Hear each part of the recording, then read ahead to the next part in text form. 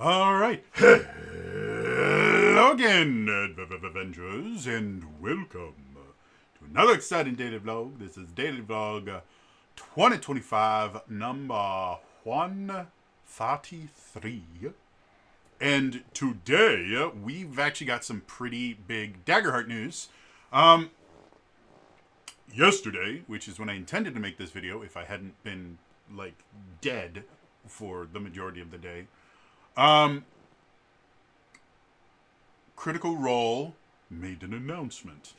We've known for a little while now that Critical Role is going to be doing a miniseries called Age of Umbra, which is going to be a Daggerheart miniseries using their campaign setting thing. They have another name for them, but they're kind of campaign mini setting.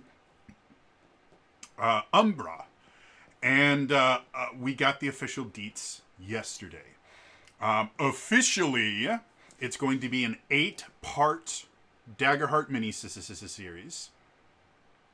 The game itself is going to premiere on the 29th, so the last Thursday of May, which, as of recording this video, is not this Thursday or next Thursday, but the one after that, which is very, very cool. The other thing that I consider pretty big news is Game Master is Matt Mercer, obviously. And then the players are Ashley Johnson, Laura Bailey, Liam O'Brien, Marisha Ray, Sam Riegel, Taliesin Jaffe, and Travis Willingham. This is the entire Critical Role cast. Most of the other miniseries that they do, they don't bring in the entire cast. I believe that's what they did for their Menagerie one-shots during the Daggerheart playtest. They had it, but literally every other miniseries, either it won't be the full 7-person cast. A lot of times they chop it down to 6 or 5. And a lot of times they bring in other talent. Other voice actors or just other people that they want to infect with the TTRPG virus. So that in and of itself is a pretty big deal. Now, for everyone that for years now have been saying, "Oh, Daggerheart's gonna replace Dungeons and Dragons. They're never gonna play Dungeons and Dragons again. It's gonna be Daggerheart." It's not gonna happen. Daggerheart is a significantly less complex system, and it's also a significantly shorter system. What I mean by that is for Daggerheart, you go from levels 1 to 10, and that's it. The choices you had during the open beta playtest, there were just significantly less choices you could make for your character than something like Dungeons and Dragons. Daggerheart is not designed to tell the same kinds of stories that Dungeons and Dragons does, which is a good thing. Dungeons and Dragons already does that as well as it can. I think those massive, multi-year, hundreds of hours of content style stories were popular during Critical Role's first campaign.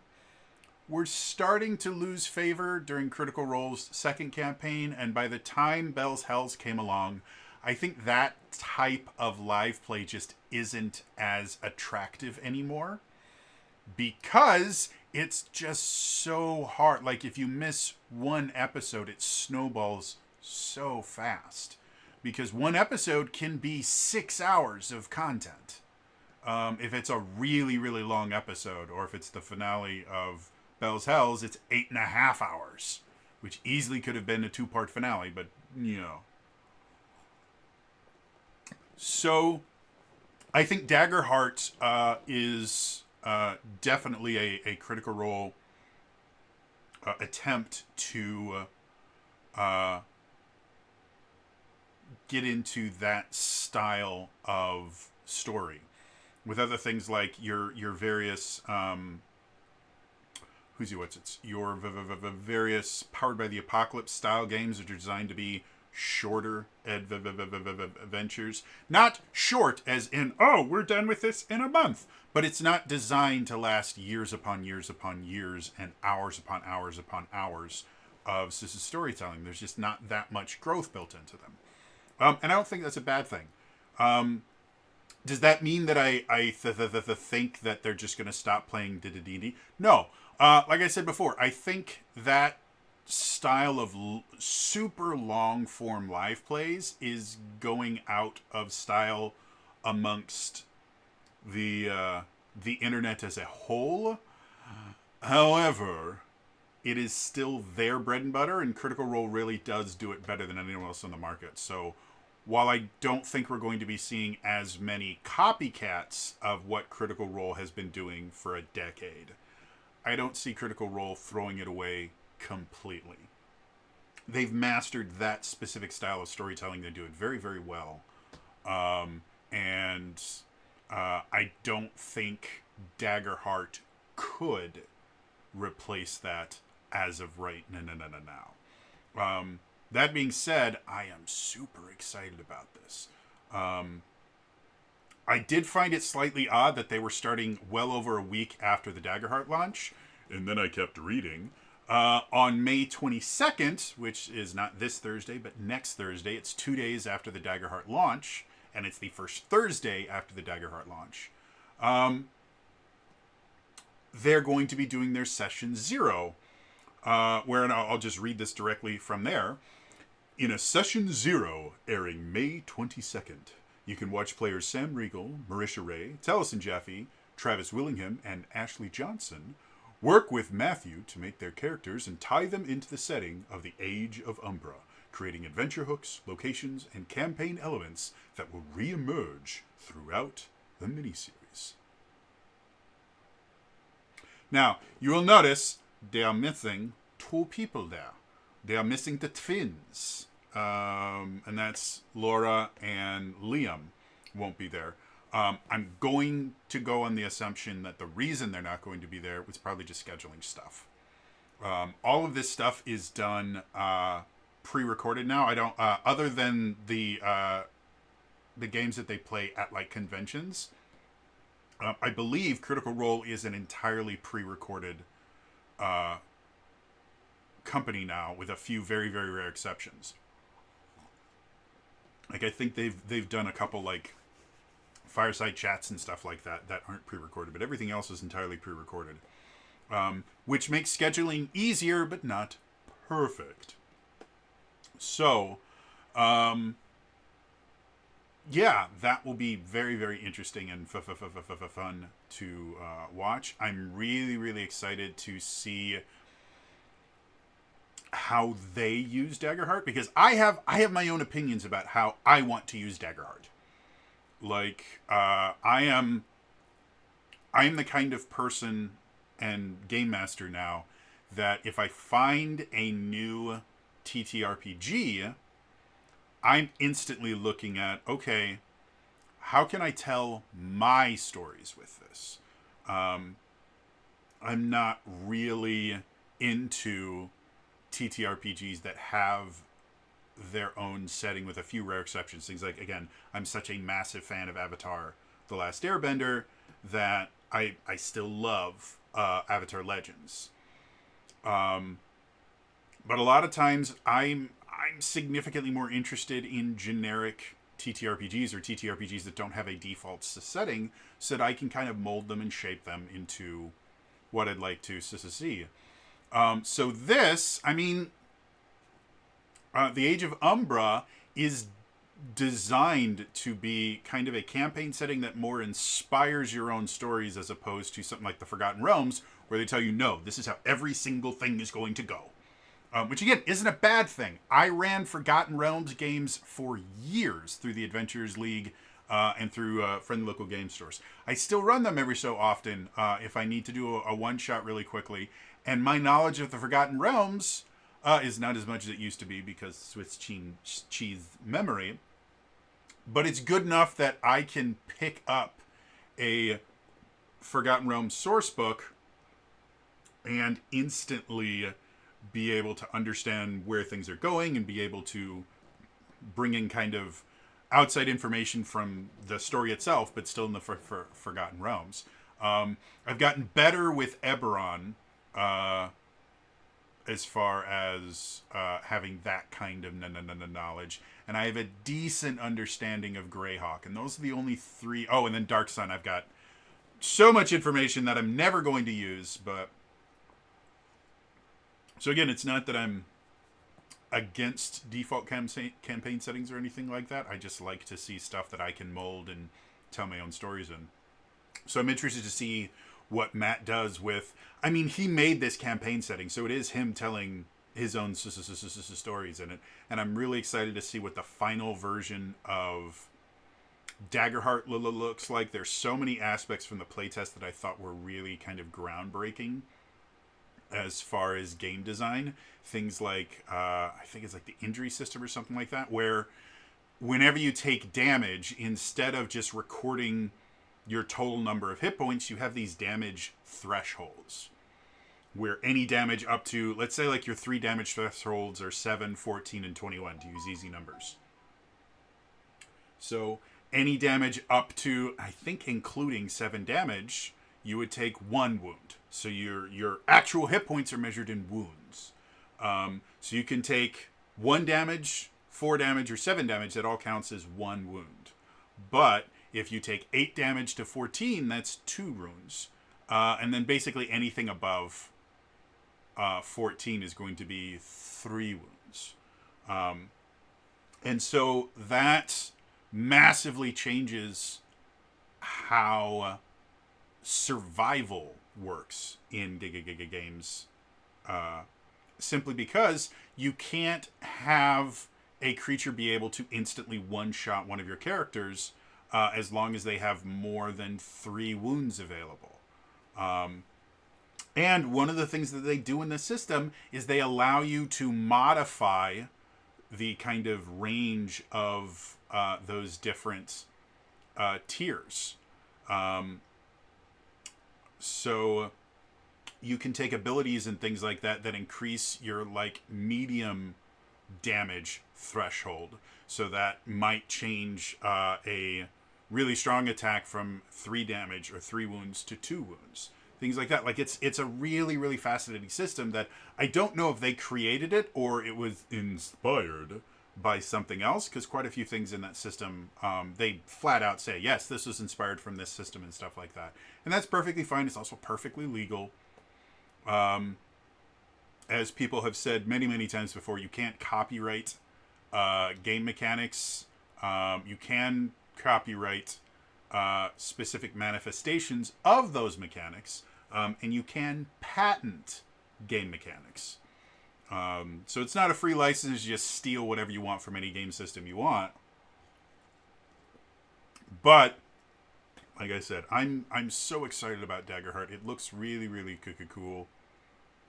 I'm kicking around the idea of running my own Daggerheart one-shot once it comes out, just to give people an idea of, you know, what it's about and the fun stuff that you can do with it. So yeah, all this is really, really exciting me. Also, I don't know if this is a new thing or it's just I've not been aware of it.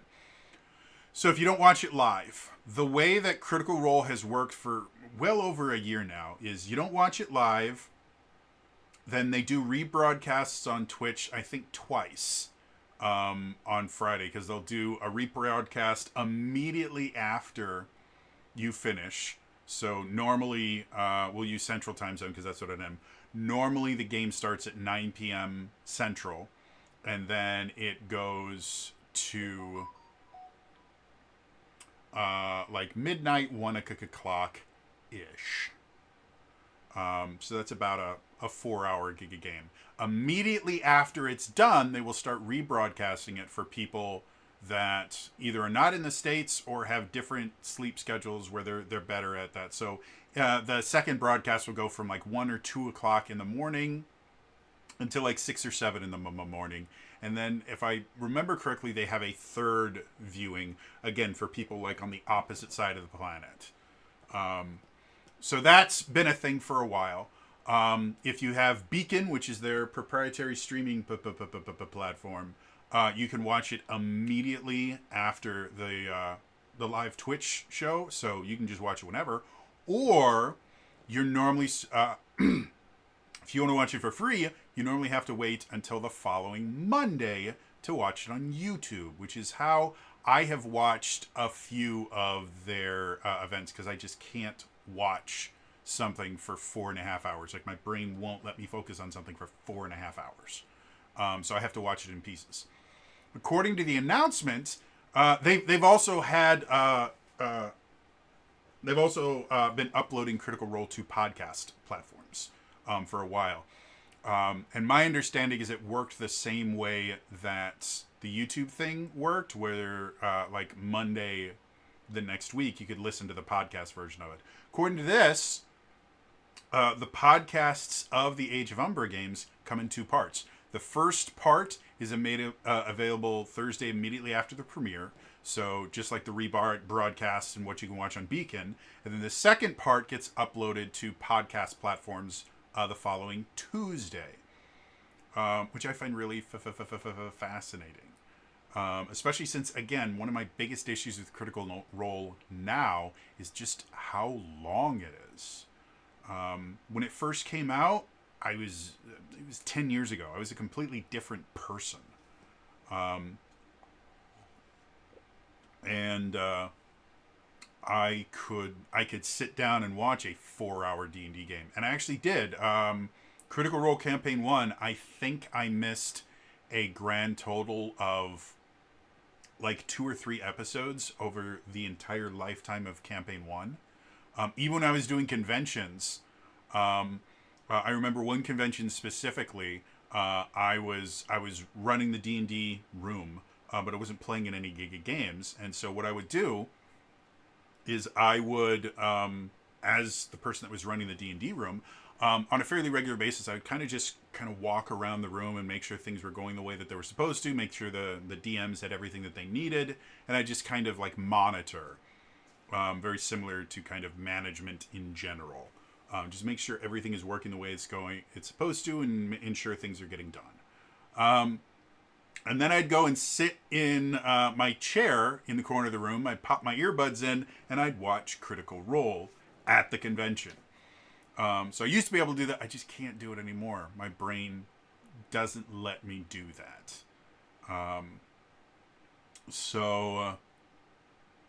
Yeah. Like I said, I like the fact that they're breaking it up. I'm not a podcast person. I generally need something visual to kind of keep my attention. And if it's not the same thing that I'm listening to, I used to be able to multitask really, really well, where I could have like something playing in my ear and I could be doing something at the same time, sometimes multiple things at the same time. And I could process all of that. Ever since the benzos, effectively, I can't, like, I have a hard time watching something and then having a thought about it, and I will just miss massive portions of whatever I'm watching because my brain will fixate on, I wonder what would happen to this, this, and this. I have no idea what's going on anymore. Rewind. So yeah. Anyway, thought you guys would be excited about that. I'm excited. I'm definitely going to be tuning into at least part of these sessions as a zero. And then every time that I can, I'm going to be watching The Age of Umbra because I'm a big fan of super kind of grim, dark TTRPG stuff. Again, Dark Sun. So I'm super excited about that. Interested to hear about you, what you guys think. Are you excited about Daggerheart in general? Could you really give a shit about it? Let me know in the comments down below. Otherwise, again, that is all for me today. I will see you guys next time. All right? Bye-bye.